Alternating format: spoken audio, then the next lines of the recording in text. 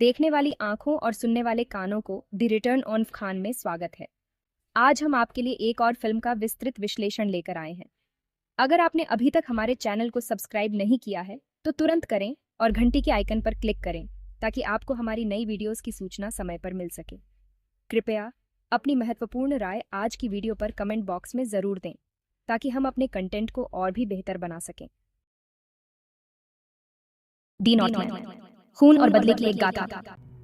Director Robert एगर्स ने प्राचीन Norse मिथकों में नई जान फूंक दी है। नायक जो बदले की चाहत से प्रेरित है, उसकी हत्या तेजी से और क्रूर तरीके से की जाती है, लेकिन उसने बेटे के प्यार और खून की कसम की शक्ति को कम करके आंका है, रानी के रूप में विकसित होता है। दी नॉर्थमैन, खून और बदले की एक गाथा। ये कहानी है एक जवान राजकुमार की जिसका जन्मसिद्ध अधिकार छीन लिया गया, जिसे अपने पिता राजा और वंडिल की नृशंस हत्या का गवाह बनने के लिए मजबूर किया गया। डायरेक्टर रॉबर्ट एगर्स ने प्राचीन नॉर्स मिथकों में नई जान फूंक दी है, एक अद्भुत और भावनात्मक महाकाव्य पेश करते हुए।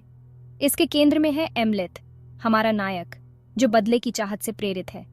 राजा का भाई फजोलनिर एक क्रूर तख्तापलट की योजना बनाता है और वंडिल की हत्या करता है। एमलेथ इस विश्वासघात को देखकर रात में भाग जाता है। वो कसम खाता है, मैं तुम्हारा बदला लूंगा पिताजी, मैं तुम्हें मारूंगा फजोलनिर।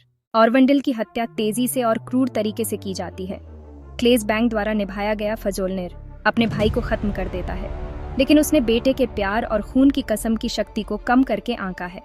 एमलेथ कत्लेआम से बचकर खुद को भटकता हुआ पाता है।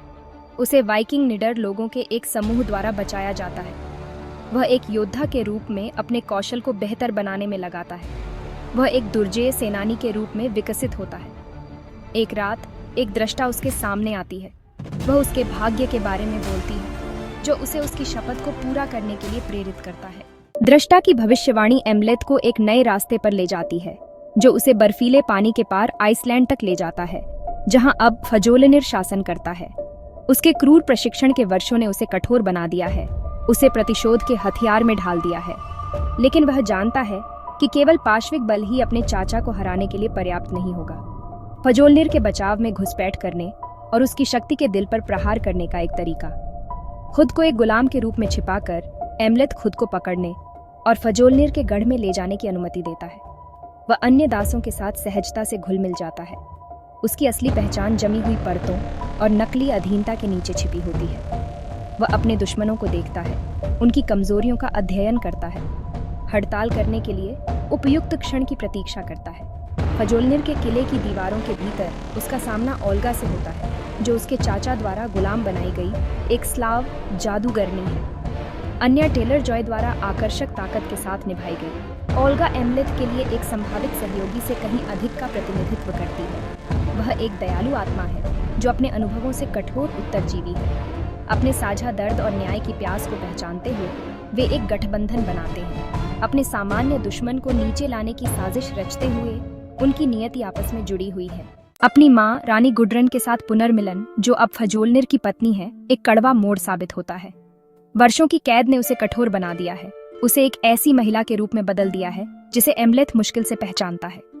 वह लड़का जो मानता था कि वह एक निर्दोष बंदी को बचा रहा है, एक अधिक जटिल सच्चाई का पता लगाता है। उसकी मां अपनी इच्छाओं को, अपने द्वारा किए गए विकल्पों के औचित्य को रखती है। एमलेथ वर्षों से सुलगते क्रोध से भरा हुआ एक असहाय मां की अपनी छवि को उसके सामने वाली महिला के साथ मिलाने के लिए संघर्ष करता है। वह अपने पिता की हत्या में उसकी मिलीभगत फजोलनिर को अपने पति के रूप में स्वीकार करते हुए देखता है। यह एहसास उसके दर्द को और गहरा करता है, जो प्रतिशोध की उसकी तलाश में विश्वासघात की एक और परत जोड़ता है।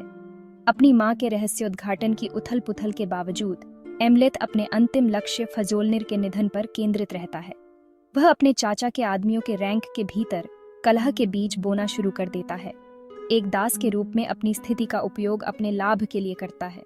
वह तोड़फोड़ के कामों को अंजाम देता है, फजोलनिर के योद्धाओं को एक एक करके खत्म करता है। प्रत्येक मृत्यु उसके अंतिम लक्ष्य के करीब। दिल ओल्गा जड़ी बूटियों और प्राचीन जादू के बारे में अपने ज्ञान के साथ एमलेथ की योजना में महत्वपूर्ण भूमिका निभाती है। वह उसे जहर और औषधि प्रदान करती है, फजोलनिर के खिलाफ उसके गुप्त अभियान में उसकी सहायता करती है। उनका संबंध गहराता है। एक रणनीतिक गठबंधन से प्रेम के समान कुछ में विकसित होता है। उनके साझा उद्देश्य की आग में एक साझा समझ का निर्माण होता है। हालांकि उनका रिश्ता एक साधारण प्रेम कहानी नहीं है।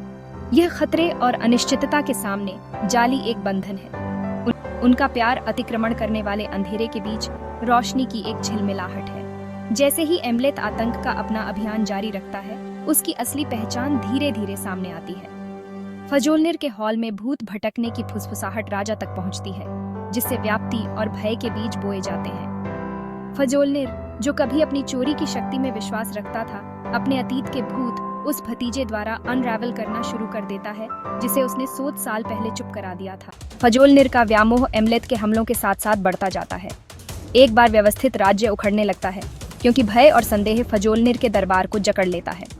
राजा हताशा के आगे घुटने टेक देता है, नियंत्रण बनाए रखने के लिए क्रूर उपायों का सहारा लेता है, अपने अनुयायियों को और अलग करता है और एक धर्मी बदला लेने वाले के रूप में एम्लेथ की स्थिति को मजबूत करता है। एम्लेथ अब परछाई से प्रहार करने से संतुष्ट नहीं है। फजोलनिर के गढ़ पर एक साहसी छापेमारी करता है। वह रास्ते में आने वाले पहरेदारों की लहरों के माध्यम से अपना रास्ता लड़ता है। उसकी निडरता उन लोगों पर छा जाती है जो उसके रास्ते में खड़े होते हैं। छापेमारी एक संदेश के रूप में कार्य करती है, युद्ध की घोषणा जो फजोलनिर के नियंत्रण के भ्रम को चकनाचूर कर देती है, और एम्लेथ की वापसी की घोषणा एक ऐसी ताकत के रूप में करती है जिसके साथ माना जाना चाहिए। हमला एम्लेथ और फजोलनिर के बीच एक तनावपूर्ण गतिरोध में परिणत होता है। युद्ध के मैदान में उनकी नजरें मिलती हैं, उनके बीच पहचान और घृणा चमकती है, लेकिन इससे पहले कि उनके ब्लेड टकराते, भाग्य हस्तक्षेप करता है। ज्वालामुखी विस्फोट, प्रकृति की कच्ची शक्ति का प्रदर्शन उन्हें अलग करने के लिए मजबूर करता है, उनके अपरिहार्य टकराव में देरी करता है। प्रस्फुटित ज्वालामुखी फिल्म के चरमोत्कर्ष के लिए एक प्रतीकात्मक पृष्ठभूमि के रूप में कार्य करता है। अराजकता और विनाश की एक भौतिक अभिव्यक्ति जो फजोलनिर के विश्वासघात के बाद से चल रही है। ऐसा लगता है कि भूमि स्वयं ऐंठन कर रही है। एम्लेथ के भीतर उथल पुथल को दर्शाती है, क्योंकि वह अपने भाग्य का सामना करने के लिए तैयार है। वह जानता है कि फजोलनिर के साथ उसका टकराव अपरिहार्य है, भाग्य द्वारा पूर्व निर्धारित और वर्षों से सुलगते क्रोध से भड़की हुई लड़ाई। ओल्गा एम्लेथ की सुरक्षा और अपने अजन्मे बच्चे के लिए डरते हुए उसके साथ भागने की गुहार लगाती है। वह उसे प्रतिशोध के बजाय प्यार चुनने का आग्रह करती है, हिंसा के चक्र को तोड़ने के लिए जिसने उसके परिवार को पीढ़ियों से त्रस्त किया है। उसकी दलीलें फिल्म की प्रतिशोध की मोहक प्रकृति की पड़ताल करती हैं। जिस तरह से यह एक व्यक्ति को खा सकती है, उसे खोखला और टूटा हुआ छोड़ सकती है। लेकिन एम्लेथ अपनी शपथ से बंधा हुआ और अपने अतीत के भूतों द्वारा संचालित पीछे नहीं हट सकता। वह जानता है कि उसकी नियति फजोलनिर का सामना करने में निहित है। अगर आपने अभी तक हमारे चैनल को सब्सक्राइब नहीं किया है तो कृपया अभी करें और घंटी के आइकन पर क्लिक करें, ताकि आपको हमारे नए वीडियो की समय पर सूचनाएं मिल सकें। कृपया आज के वीडियो पर अपनी मूल्यवान प्रतिक्रिया कमेंट बॉक्स में साझा करें, ताकि हम अपने कंटेंट को और बेहतर बना सकें। उस व्रत को पूरा करने में जो उसने एक लड़के के रूप में लिया था, वह ओल्गा को विदाई देता है। एक बार उसका बदला पूरा होने के बाद उसके पास लौटने का वादा करता है, उस दुखद विडंबना से अनजान जो उसका इंतजार कर रही है। एम्लेथ और फजोलनिर के बीच अंतिम टकराव एक क्रूर आंत का मामला है। शारीरिक और भावनात्मक रूप से नंगे होकर वे प्रस्फुटित ज्वालामुखी के उग्र नरक के बीच संघर्ष करते हैं। उनकी तलवारें टकराती हैं। प्रत्येक प्रहार वर्षों से दबी हुई आयर, फ्यूरी और आक्रोश से भरा होता है। यह मौत की लड़ाई है, सम्मान और प्रतिशोध की लड़ाई, जो केवल एक आदमी के खड़े रहने के साथ समाप्त हो सकती है। जैसे ही लड़ाई अपने चरम पर पहुंचती है, एम्लेथ अपनी शपथ और अपने पिता की स्मृति से प्रेरित होकर घातक प्रहार करता है। फजोलनिर गिरता है, उसके आतंक का शासन अंततः समाप्त हो गया। एम्लेथ विजयी लेकिन घायल देखता है कि उसके चाचा के शरीर को आग ने कैसे लील लिया। लालच और महत्वाकांक्षा से भस्म हुए व्यक्ति के लिए एक उचित अंत। पर एम्लेथ की जीत बिटर स्वीट है। वह नश्वर रूप से घायल है, उसका जीवन रक्त झुलसी हुई धरती में समा रहा है। जैसे ही वह मर रहा होता है, उसे एक वाल्किरी का दर्शन होता है, जो एक पौराणिक युवती है जो गिरे हुए योद्धाओं को वल्ला, नॉर्स आफ्टर लाइफ तक ले जाती है। वह खुद को अपने पिता के साथ फिर से मिला हुआ देखता है, अंत में शांति से। एम्लेथ की मृत्यु जबकि दुखद है, हार नहीं है।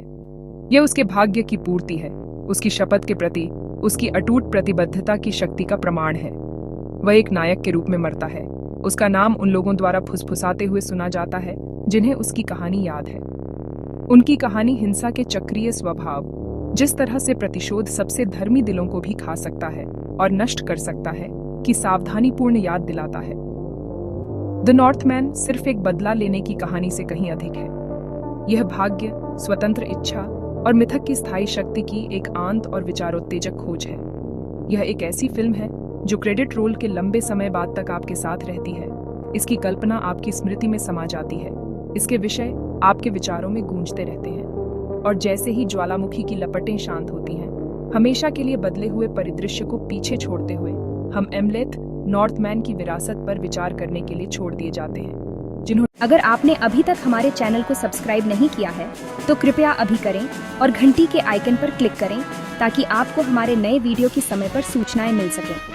कृपया आज के वीडियो पर अपनी मूल्यवान प्रतिक्रिया कमेंट बॉक्स में साझा करें ताकि हम अपने कंटेंट को और बेहतर बना सकें।